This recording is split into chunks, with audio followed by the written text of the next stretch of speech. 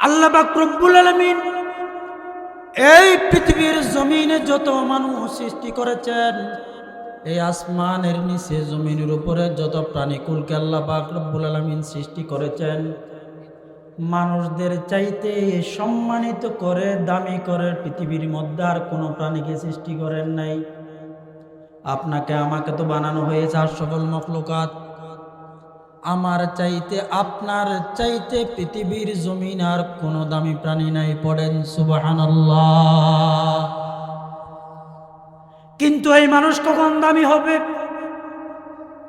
সেই মানুষের ভিতরে, তার অন্তরের ভিতরে যদি মনুষ্যত্ব থাকে, তাহলে সে দামি মানুষ হইতে পারবে। মনুষ্যত্ব কখন থাকে?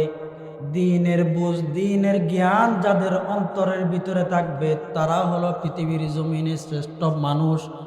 আর যদি দ্বীনই বুঝ না থেকে মানুষদের উপরে জুলুম আর অত্যাচার করতে চায়, মানুষদের উপরে দাপট কাটাইতে চায়, মানুষদেরকে খুন করে, রাহাজানি করে, ব্যভিচার করে, তারা হলো হাইওয়ান, জানোয়ারের চাইতে নিকৃষ্ট। চিল্লে বলেন কথা ঠিক কিনা?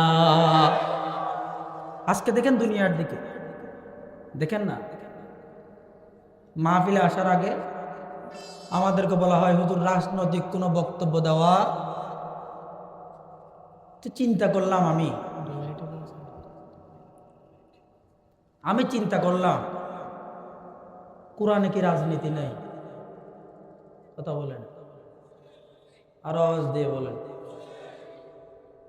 আপনারা বাংলাদেশের রাজনীতি নিয়ে চিন্তা করেন মিয়া, কিন্তু আমার নবী, আপনার নবী, বিশ্ব নবী মুহাম্মদুর রাসূলুল্লাহ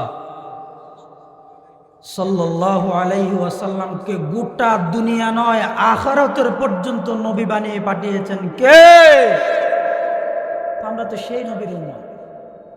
আমরা তো আর দুনিয়ার রাজনীতির কথা বলতে চাই না। এখন ওইগুলো না বললে, যদি সুদ নিয়ে কথা বলি তখনও রাজনীতি হয়, ঘুষ নিয়ে বললে তখনও রাজনীতি, চাঁদাবাজি নিয়ে বললে তখনও রাজনীতি। আচ্ছা বলেন তো দেখি, কেউ যদি জুলুম করে, চাঁদাবাজি করে, এদের বিরুদ্ধে কথা বলা কি এটা রাজনীতি? মনে রাখতে হবে, এটাকে যারা রাজনীতির দিকে নিয়ে যাবে, আর এক নম্বরের চাঁদাবাজ, এলাকার সবচেয়ে নিকৃষ্ট ব্যক্তি। চিল্লায় বলেন কথা ঠিক কিনা?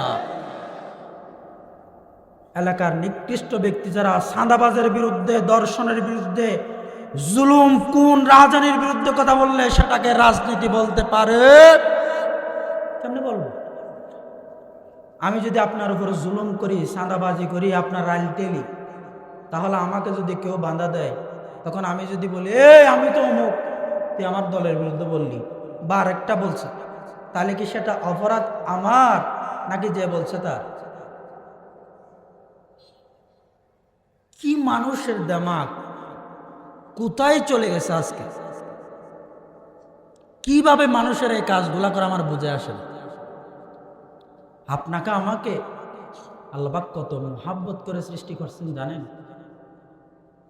আল্লাহ পাক রব্বুল আলামিন কুরআনুল কারীমের ভিতরে স্পষ্ট রূপে মানুষদের কত সম্মান করে মানুষকে সৃষ্টি করেছেন, এটা তুলে ধরেছেন।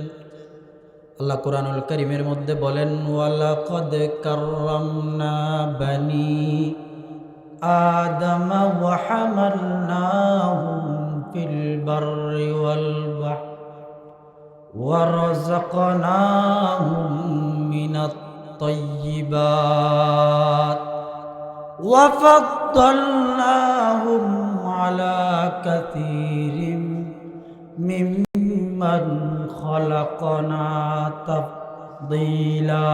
জোরে বলেন আল্লাহু আকবার। আল্লাহ পাক রব্বুল আলামিন কুরআনুল কারীমের ভিতরে বলেন, বান্দারে তোমাকে এত সুন্দর অবয়ব দিয়ে আমি আল্লাহ পাক রব্বুল আলামিন সৃষ্টি করেছি। পৃথিবীর আর কোনো প্রাণীকে আমি আল্লাহ এত সুন্দর অবয়ব দিয়ে সৃষ্টি করি নাই। আমি আল্লাহ পাক রব্বুল আলামিন স্থলপথ, পাহাড়, পর্বত, জলপথ, বায়ুপথ, যত পথ আমি আল্লাহ সৃষ্টি করেছি, প্রত্যেকটা পথে চলাফেরা করার জন্য আমি আল্লাহ মানুষদেরকে সুন্দর সুব্যবস্থা করে দিয়েছি। সুবহানাল্লাহ বলেন। আপনাদের কথাই বলতেছি, আমাদেরকে আল্লাহ এত সুন্দর করে দিয়েছেন। এরপর আল্লাহ পাক রব্বুল আলামিন কুরআনুল কারীমের মধ্যে বলেন ওয়া রাযাকনাহুম মিনাত তাইয়্যিবাত। বান্দারা, আজকে তোমরা দুনিয়ার জমিনে যাওয়ার পরে খুন করো, রাহাজানি করো, চুরি করো, ডাকাতি করো, অন্যের উপরে জুলুম করো, অত্যাচার করে তোমাদের আহার জোগাড় করো। কিন্তু না না বান্দা, আমি আল্লাহ তো কোরআনুল কারীমের মধ্যে স্পষ্টরূপে বর্ণনা করে দিয়েছি ওয়া রাযাকনাহুম মিনাত তাইয়্যিবাত। তোমাদের জন্য তো আমি আল্লাহ তোমাদেরকে সৃষ্টি করার 50,000 বছর আগে রিজিকের ব্যবস্থা করে রেখেছি। শুধু রিজিকের ব্যবস্থা করি নাই, ওয়া রাযাকনাহুম মিনাত তাইয়্যিবাত বলে আল্লাহ পাক রব্বুল আলামিন বলেন পবিত্র জিনিস থেকে তোমাদের জন্য আমি আল্লাহ রিজিকের ব্যবস্থা করে রেখেছি। আরেকটা আওয়াজ দিয়ে বলেন না সুবহানাল্লাহ। এরপর আল্লাহ কি বলতে জানেন নাকি? ও মুসলমান, আল্লাহর পরে কি বলছে একটু শুনুন। আল্লাহ পাক রব্বুল আলামিন কুরআনুল কারীমের আয়াতের শেষ অংশে বলেন, আল্লাহ পাক বলেন ওয়া ফাদ্দালনাহুম আলা কাসীরিম মিম্মান খালাকনা তাফদীলা। বান্দারে, তোমাদেরকে আমি আল্লাহ পাক রব্বুল আলামিন এই আসমানের নিচে জমিনের উপরে যত প্রাণীকুলকে আমি আল্লাহ পাক সৃষ্টি করেছি, সমস্ত প্রাণীকুলের মধ্যে তোমরা মানব জাতিকে সবচাইতে সম্মানিত করেছি। আমাদের সম্মানের কথা বলার পরও সুবহানাল্লাহ বের হয় না। আরো জোরে বলেন একবার। সুবহানাল্লাহর দাম কতটুকু জানেন? এই যে চুপ করে 2টা টুট যে একেবারে বন্ধ করে দিছেন।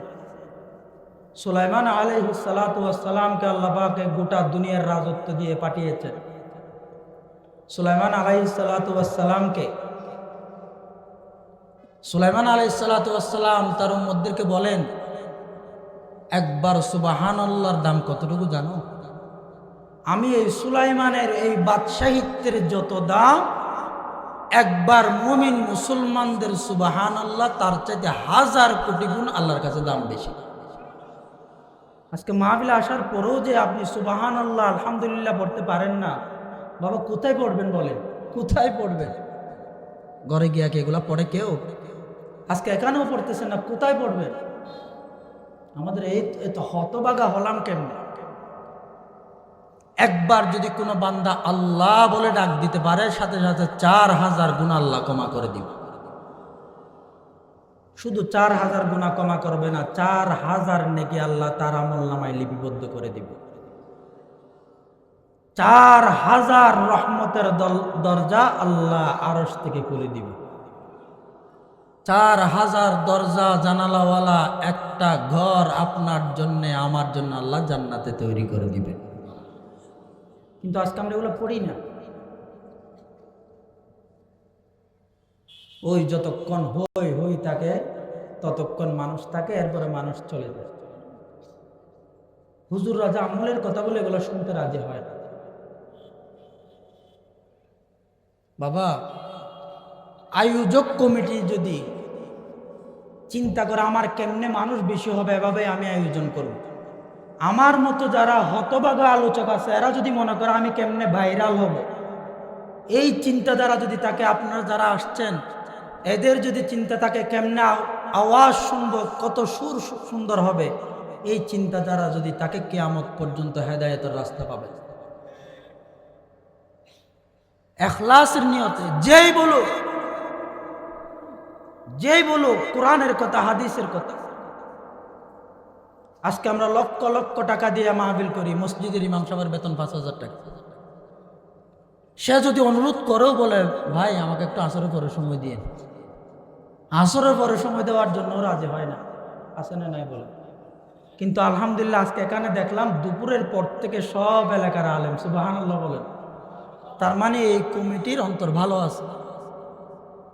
আপনারা তো রেজাউল করিম আবরার সাহেবকে পাইছিলেন এশারের পরে, কিন্তু তাদের অন্তর ভালো হওয়ার কারণে একেবারে আল্লাহ শেষ বয়ানের জন্য ঠিক করে দিয়েছেন, সুবহানাল্লাহ। আজকে খোলা মাঠে ভালো করে আলোচনা শুনতে পারবেন ইনশাআল্লাহ। শেষ পর্যন্ত থাকবেন তো? সবাই থাকবেন তো? এবার আসুন। আমিও